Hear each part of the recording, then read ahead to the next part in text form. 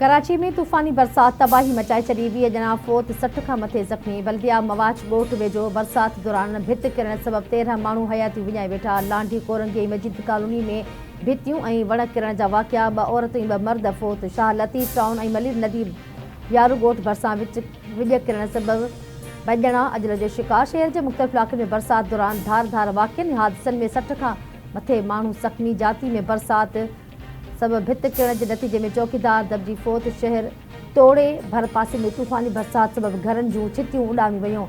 आरी मशीन ते चौकी कंदड़ जाफ़र मल्हा भित किरण सबबि दबजी फोत थी वियो।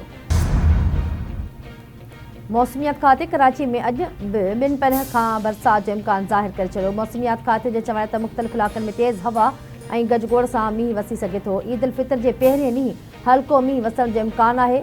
24 खां 27 मार्च जे विच में हलंदे हवाउनि जो सिलसिलो बरसात जो कारण बणिजी सघे थो।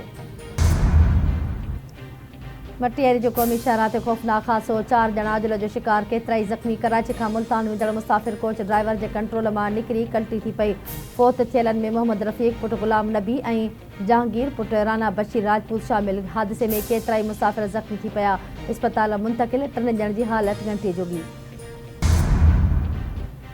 फील्ड मार्शल सैयद आसिम मुनीर जी एले तशी आलिमनि सां मुलाक़ात। क़ौमी सलामती ऐं समाजी हम आहंगी बाबति मामलनि ते ख़्यालनि जी ॾेवड। इत्तिहाद, रवादारी ऐं क़ौमी हम आहंगी खे हथी ॾियण में आलिमनि जे किरदार ते ज़ोर। फील्ड मार्शल आसिम मुनीर चवे थो फ़िरक़े वारनि बयाननि ऐं कॾहिं स्पॉन्सर्ड अदम इस्तेहकाम जो मुक़ाबिलो कयो वञे। ग़लति ॼाण ऐं कूड़ी प्रोपेगेंडा ख़िलाफ़ आलिम पंहिंजो असराइतो किरदार अदा कनि। इत्तिहाद, बर्दाश्त ऐं क़ौमी यकजहतीअ खे हथी ॾियण में आलिमनि जो किरदार अहम आहे। अफ़गान तालिबान पाकिस्तान ख़िलाफ़ दहशतगर्दी लाइ पंहिंजी सरज़मीन जे इस्तेमाल खे रोकनि। मज़हबी जज़्बनि खे मुल्क में तशद्दुद भड़काइण लाइ इस्तेमाल न थियणु घुरिजे।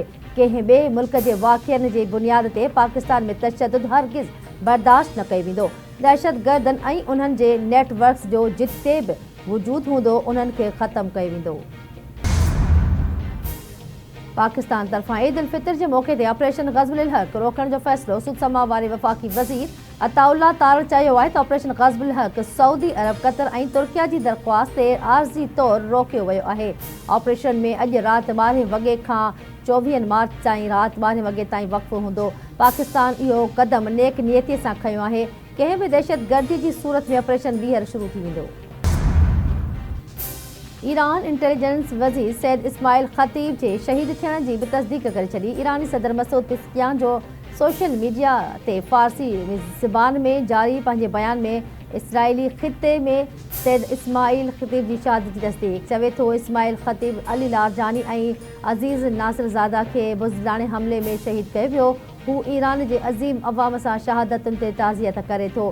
साथियुनि खे धार करे वॾो ॾुख पहुचायो वियो आहे, पर खेसि यकीन आहे त शहीदनि जंहिं रस्ते ते जान ॾिनी उहा जिदोजहद पहिरीं खां बि वधीक मज़बूतीअ सां जारी रहंदी। सऊदी अरब ऐं कतर जो पाकिस्तान ऐं अफ़गानिस्तान विच में ईद उल फितर ते आर्ज़ी जंगबंदीअ जो भलीकार। सऊदी अरब वरी वज़ारत आर्ज़ी जंगबंदीअ खे अमन लाइ अहम अक भराई करार ॾेई छॾियो। कतर बि ईद उल फितर जे मौक़े ते जंगबंदीअ खे भलीकार कंदे चयो त इहो क़दम ॿिन्ही मुल्कनि विच में माहौल बहितर बणाइण जी अक भराई आहे।